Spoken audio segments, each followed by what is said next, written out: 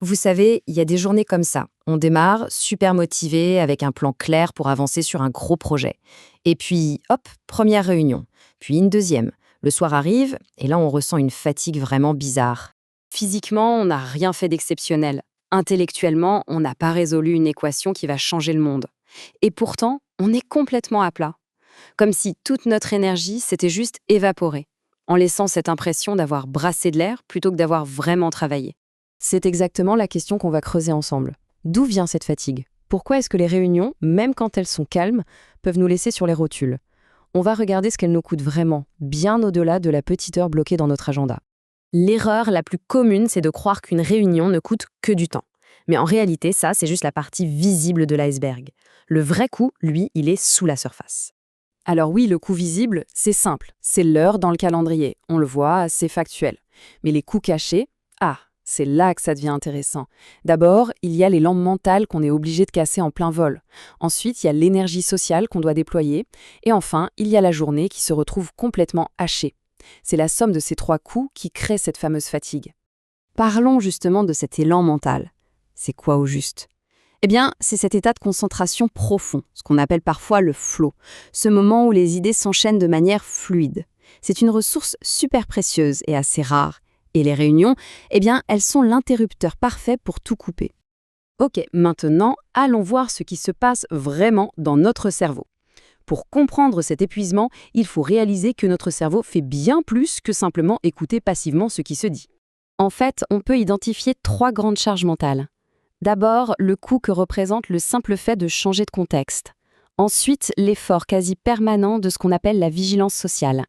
Et enfin, toute l'énergie qu'on dépense pour essayer de compenser un manque de clarté. Allez, on décortique ça?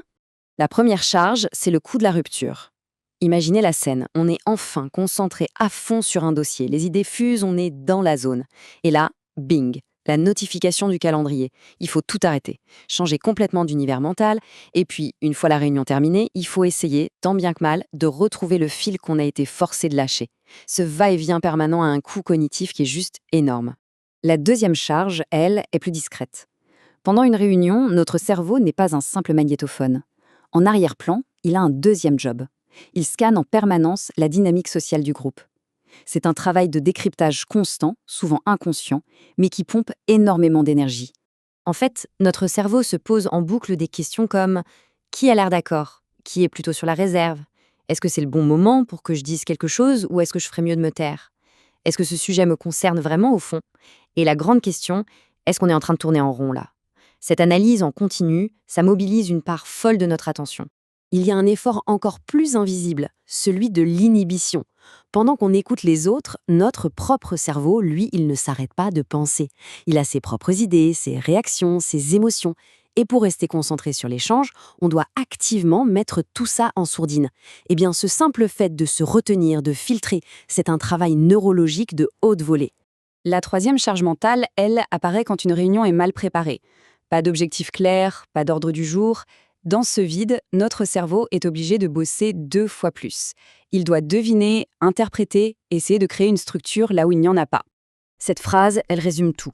Cet effort pour essayer de donner un sens au chaos est incroyablement énergivore. C'est de l'énergie dépensée à perte purement et simplement, parce qu'au final, ça ne produit ni décision, ni clarté, juste de la fatigue.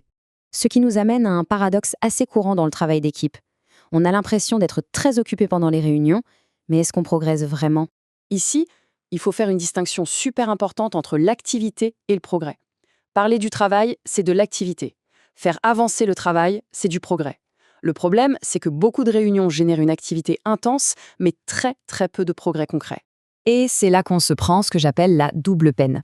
D'un côté, on sort de la réunion complètement vidé par tous ces efforts invisibles, et de l'autre, on regarde notre to-do list qui n'a pas bougé d'un pouce, et on se sent coupable de ne pas avoir avancé sur le vrai travail. Résultat, on est à la fois épuisé et en retard. C'est un cycle vraiment usant. Alors, qu'est-ce qu'on fait de tout ça? L'idée, ce n'est pas de dire que toutes les réunions sont inutiles, loin de là. C'est plutôt de changer notre regard sur la fatigue qu'elles peuvent provoquer. Le point le plus important à retenir, c'est celui-ci. Cette fatigue n'est pas un signe de faiblesse.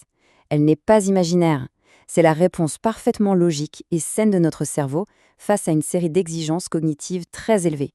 Ce n'est pas un problème personnel, c'est juste la conséquence de comment notre attention fonctionne.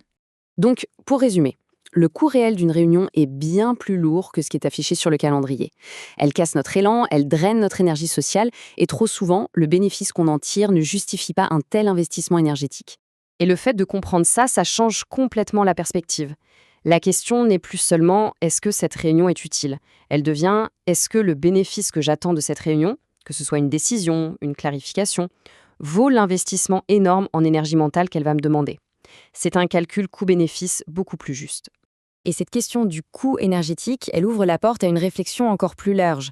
Souvent, ce qu'on prend pour un simple manque de concentration, c'est peut-être juste le symptôme d'un problème plus profond. Une journée de travail qui est tout simplement trop fragmentée. On pense manquer de volonté, alors qu'en réalité, ce qui nous manque, c'est du temps continu. Mais ça, c'est un tout autre sujet.